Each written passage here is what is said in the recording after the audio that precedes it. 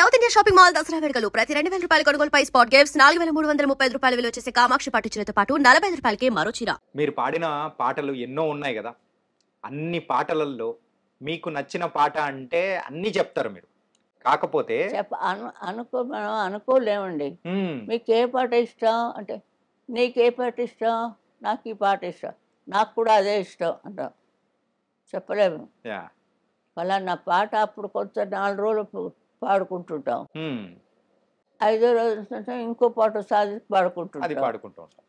అంతే కదండి. పాట గాలిలో తేలే పాట. హ్మ్. పాట పాడుమా కృష్ణ అది మాత్రం ఎప్పుడు మరిచిపోలేరు ఎవరును. హ్మ్. రాజేశ్వరరావు గారిది. ఆ! అవునమ్మా. ప్రతి వాడు ఇంకా బాలు అయితే ఎంతలా పాడతాడో ఆ పాట పాపం. అబ్బా! చాలా ఒక మంచి మణిరత్నం మనం కోల్పోయామండి. హ్మ్.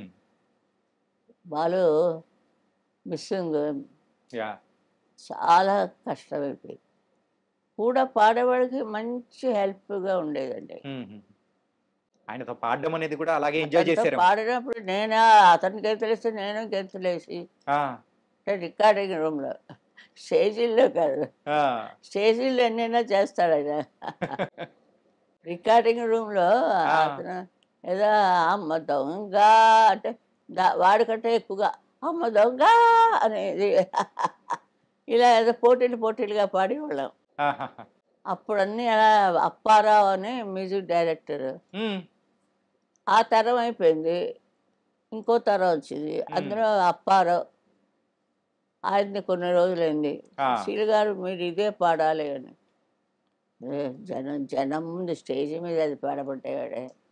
ఏసుకో బుల్లోడ ఇప్ప సరాయి అని పాడబట్టాయి. అబ్బో మీరు పాడాలి. ఆ! బాగుంటుంది, అసహ్యంగా ఉంటుంది. నేను పెద్ద ముత్తైదు అమ్మమ్మలాగా పాడేదాకా విడిచేవాడు కాదు. అబ్బబ్బబ్బా! ఆ స్టేడియం అంతా గెంతులే. ఆ! కానీ ఒక్కసారి అందుకున్నారంటే ఇంక అందరూ ఎగరటం అట్లే ఉంటది. ఆ అదే. జోష్ అలా ఉంటది. అంటే అందులో ఇందులో దూకేశారు అంతే మరి. అంటే అన్ని రకాల పాటలు పాడాలి కదా. హ్మ్. ఏదో అలా ఆడుతూ పాడుతూ వచ్చేసాను. ఇప్పుడు వయసు వచ్చింది, హ్మ్. పాట ఉంది. ఎవరు కూర్చొని ఎంతసేపు పాడతాం క్లాసికల్ లాగా. ఏంటంటే ఆ రోజుల్లో ఎన్నో పత్రికలలో గాని రాసేవాళ్ళు గదా! అంటే ఊరికే గాలి వార్తల్లాగా మీకు, జానకి గారికి ఒక పోటీ ఉంది. సో, ఇద్దరు కూడా పాటలు పాడడంలో వీళ్ళిద్దరూ మీరు ఒకరినొకరు పోటీ పడుతూ అనుకుంటున్నారు, వెళ్తున్నారు అని. మీరు అనుకుంటున్నారు. హ్మ్. మాలో ఏమీ లేదు. అదే. ఇద్దరు సరదాగా ఉంటాం. నేను ఒక ట్రస్ట్ పెట్టి హ్మ్. జానక్కే ఇచ్చాను ఫస్ట్ అవార్డు. అవునుమా. సుశీల అవార్డు జానక్కే. హ్మ్. నెంబర్ 1 ఆ పిల్లే. యాహ్! సుశీల పాడుతుంది కొన్ని పాటలు. ఎందుకంటే ఫ్యామిలీ టైపు అలాంటివన్నీ వాళ్ళు ఇస్తారు. హ్మ్. ఇప్పుడు జానకి అని పిలిచగానే జానకి టైం కొన్ని ఉంటాయి. ఆ! అలాంటి సుశీల్ చేసి పాడిద్దామని. హ్మ్.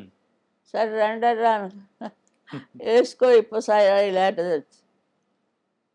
ఈ సాంగ్స్ నాకు సుశీల్ గారే పాడాలి అనేది విజయలలిత. హ్మ్.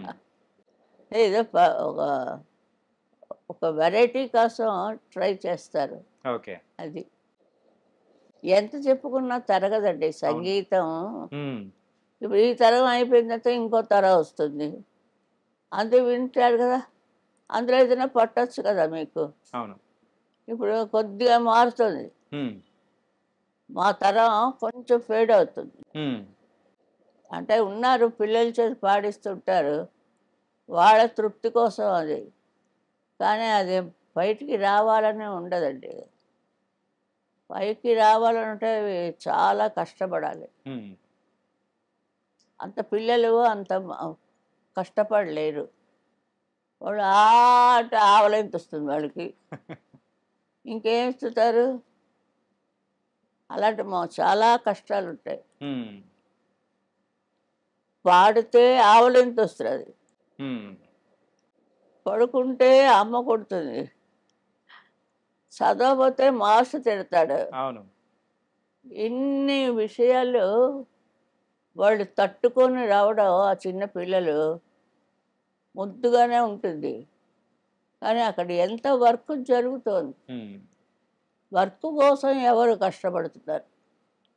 సిన్సియర్గా కష్టపడాలి. ఉమ్, మా నాయన మేము పాట కచేరి అక్కలు అందరికీ కూర్చోబెట్టి నన్ను కూడా కూర్చోబెట్టాడు అక్కడ. ఆ, వాళ్ళు బాగా పాడిస్తున్నారని నేను ఇక్కడ ఏడుస్తాను. ఎవరు నాకంట బాగా పాడకూడదని. అయ్యో. అలా కొంచెం వెర్రితనాలు నన్ను దగ్గర. ఆ, తర్వాత నాకు వచ్చేసింది ఆ పాట.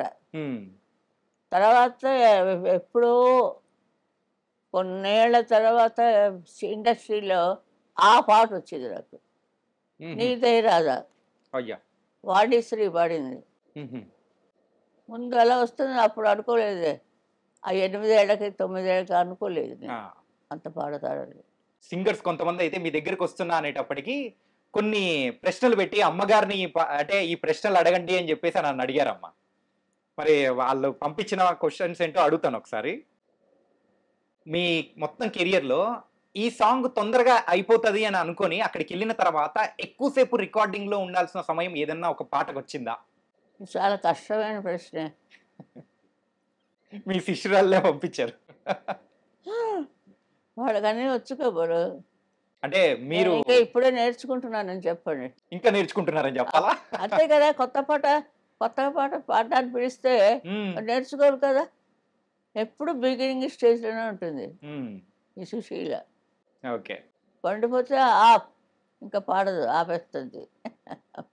కానీ ఇంకా ఎప్పటికీ పాడుతూనే ఉంటారు. అది చాలా మంచి కరెక్టే కదా అది ఆ, నేను చెప్పింది. కరెక్ట్ అమ్మా. కొత్త పాట అది అయిపోతే అయిపోయింది అంతే. ఉమ్, ఇంకోటి పాడతారు అది. అంతే.